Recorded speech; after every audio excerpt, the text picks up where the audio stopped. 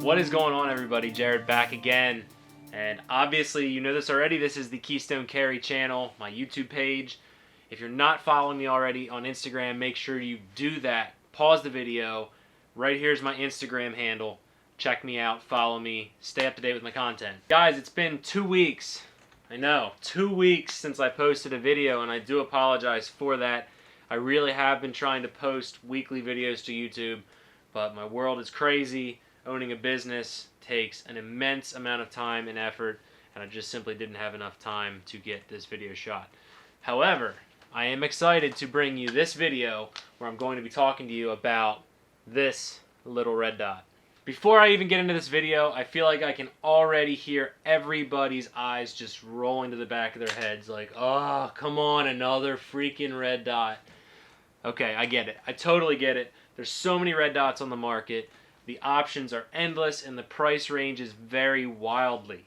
And when I heard about this red dot, I was skeptical, and when the company reached out to me and said, hey, I want to send you one of these things, do a review on it, let people know what you think. Initially, I was like, well, I don't really think there's anything that's going to jump out at me and impress me about this red dot. And I was kind of right, but at the same time, I was wrong. And guys, this is the Sightmark Mini Shot M-SPEC Reflex Red Dot that I'm talking about. So the moment I say Sightmark, a lot of you are thinking of those reflex sights from way back that had like green or red reticles. You could flip them and change the crosshair and all that good stuff. You're not alone. That was the first thing I thought of right away. And so when I thought about the Mini Shot M-SPEC and when I was told about it, I kind of was like, I don't know. I didn't really expect the quality to be where it is now. So I was pleasantly surprised in that aspect. But before I dive too deep into what I think about the red dot, I want to give you a rundown of some of the specs. Okay, so what I'm going to do is actually pop this thing off. We're going to go over some of the specs of this. And I have the LQD mount on my personal red dot, which just has a quick throw lever here that allows you to pull it off the rail. But this red dot is a reflex red dot. It is a red dot, like the name says, not green or any other crazy color. This one with the LQD mount comes in at about 3.4 ounces. They make a standard mount that is just a screw-on type for your Picatinny rail that comes in a little bit lighter. This is an absolute co-witness riser. There's also a low riser for these, and you can also attach these directly to the top of a pistol slide. So a little bit about this, there is a down arrow on the right side and an up arrow on the left side. That's going to give you access to the 10 different brightness settings on this optic. It is a 3 MOA red dot, so it's a good balance between size and precision. For a short build like this 5-inch 300 blackout, I think it's perfect. For your handgun, it also would be perfect. If you look in here by the glass, there is a tray, and it uses a CR1632 battery, which is a little small versus a full-size red dot, but it's pretty standard for a pistol-size red dot optic. And it is advertised that you'll get between 300 hours and 300,000 hours. Obviously, that's going to depend on your brightness settings. And I keep mine in the middle of the range. I'm actually going to try to find out here where I'm actually at. So I keep mine on setting 6. And I have actually been using this now for months. Literally months. This is my backpack gun, and it rides with me every single day, and I have not changed the battery. Another detail about this red dot is it does have a 12-hour auto shutoff. So let's talk about that 12-hour auto shutoff. That is designed to save you battery, but you have to make sure that in the morning when you grab your rifle or your pistol or whatever you have this on, if you're carrying it with you and it's your sidearm or primary, make sure you tap the buttons to wake this thing up after 12 hours.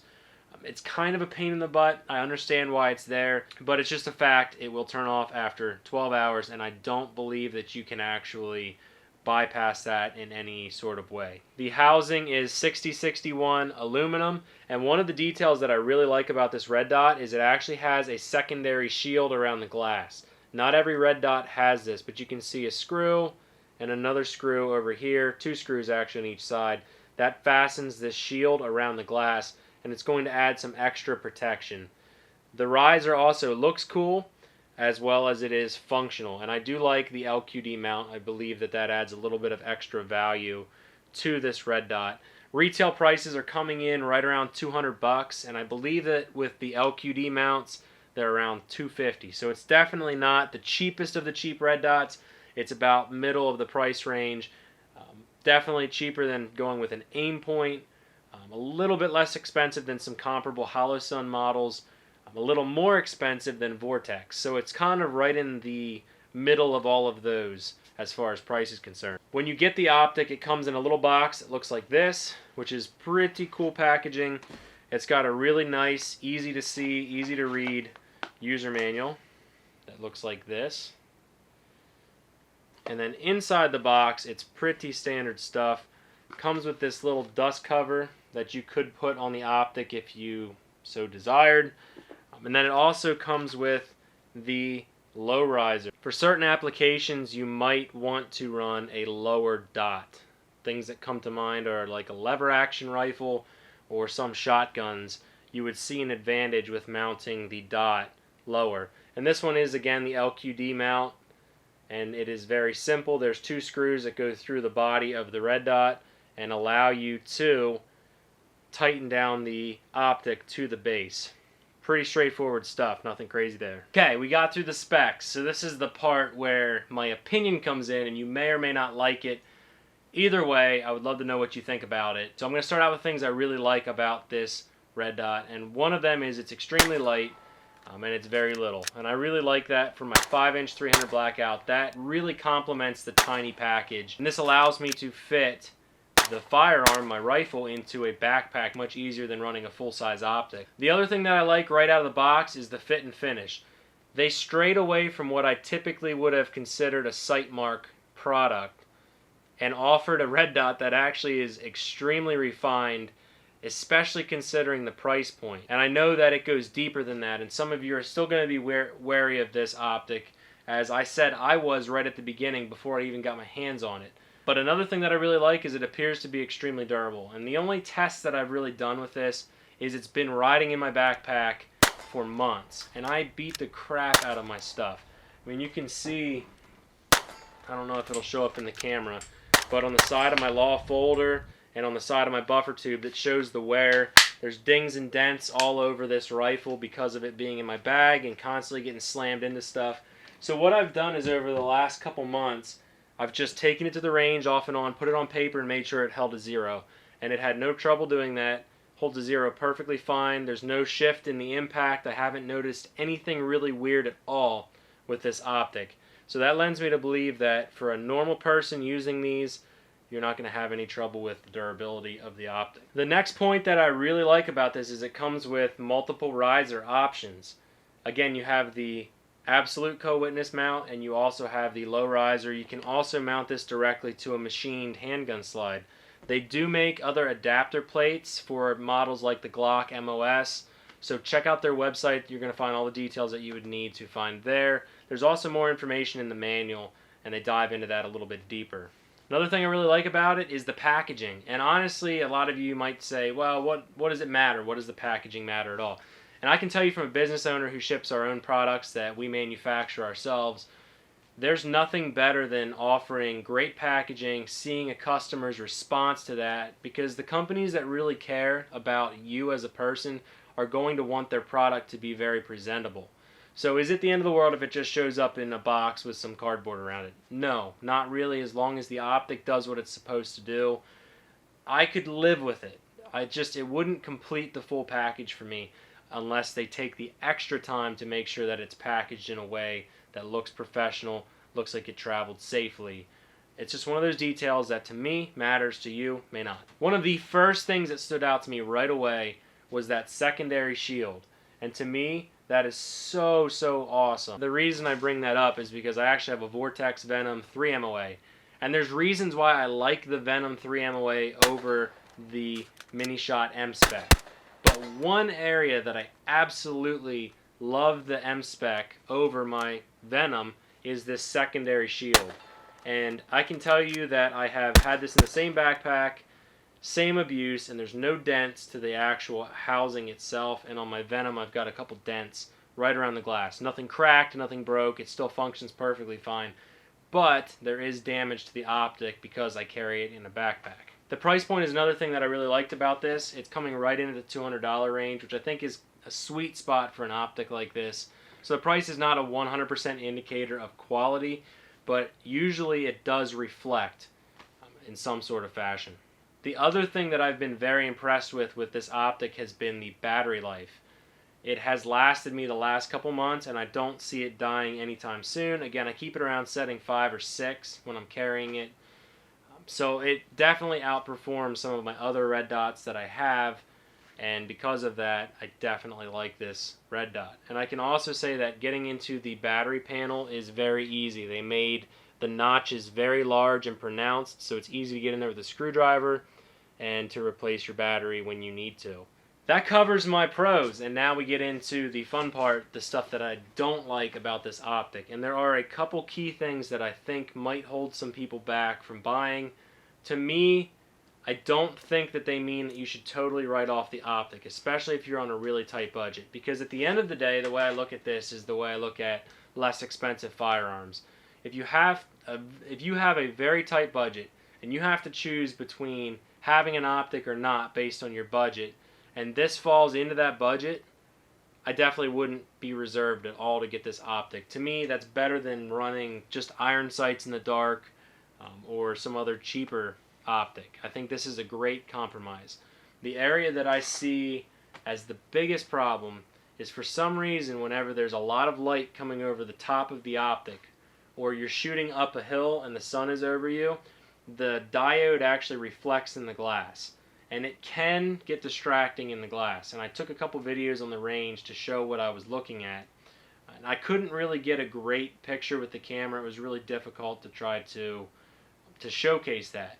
Again, the dot doesn't disappear, but that reflection is there. And I have used other optics, other reflex red dots that do not do this. Some of my hollow suns had a little bit of reflection depending on the light coming in, but my reflex sights, I haven't seen that before. There's a very specific time that I have noticed seeing this reflection, and usually it's if there's a really bright overhead light and my gun is pointed up into it. It's something to consider, so I'm putting that in my negatives list. And as a side note, when they reached out to me at Sightmark for my feedback, that was one of the points that I gave them, and I said, you should really fix this, and if you fix this, that is going to make a good optic even better. The other thing that I noticed right away on the range when I was zeroing this is the clickers are not very pronounced on this.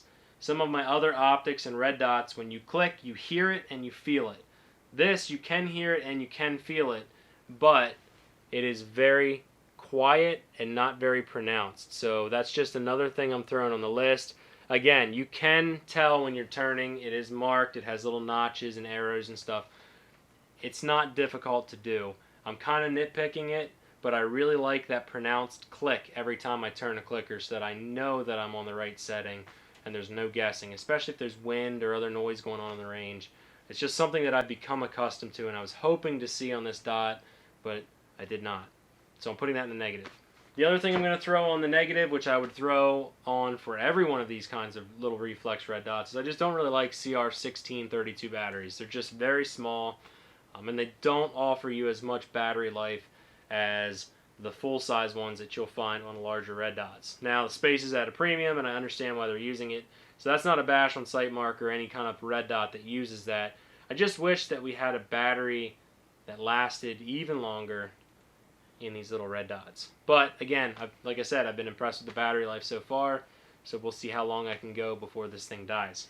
So I addressed a bunch of pros and cons of this red dot, and now I just want to talk for just a minute about who this red dot would be perfect for. And in my opinion, someone like me who would not want to spend a ton of money on an optic, but they're looking for a good quality optic, this may fill that role for you well. If you're looking for something that's really quick to get on your sights and get on target, this is just like other reflex sights, going to be very fast. I have had very good success with zeroing this. It has maintained a zero. So for those of you looking for a budget-friendly red dot that is pretty cool because they strayed away from the past where they had really inexpensive red dots, you know which ones I'm talking about. If you typically run hollow suns or vortex optics, I definitely think this is one that you should consider. Maybe get your hands on one at a store if there's one near you, or at a gun show or another industry event, if Sightmark is there, or Pulsar, you can check out their booth, get your hands on one, look through it, and decide for yourself if you think it's worth $200 to $250. I'm not going to make that decision for you, and I'm not going to try to really convince you one way or another. But for me, looking at this red dot, and with all I've put it through, I've been very pleased with it. I was very surprised by it, and I think that it's going to appeal to a lot of people. Guys, that's all I've got for this video. Thank you for tuning in. Make sure you subscribe to my channel. Leave me a comment below. Let me know, would you consider buying this red dot? I really want to know what you guys think, and I would really love to hear what you guys would like to see in the future. So make sure you give me a thumbs up if you like the channel. Subscribe, hit that bell icon so that you are notified when I'm posting videos next. And guys, take a second to leave that comment. I really want to hear what you think. Just remember, if you troll, sometimes I troll back. Some people get really butthurt by it, but I've got to have fun too. What can I say? Thank you for tuning in, guys. Stay tuned for the next videos. If you stayed to the end of this video, thank you so much. There's going to be a couple other suggested videos popping up. Give them a look. Scroll through my videos. Let me know what you think. And if you want to reach out to me, the email is KeystoneCarryPA@gmail.com. I'm going to put that right here. Thank you, guys.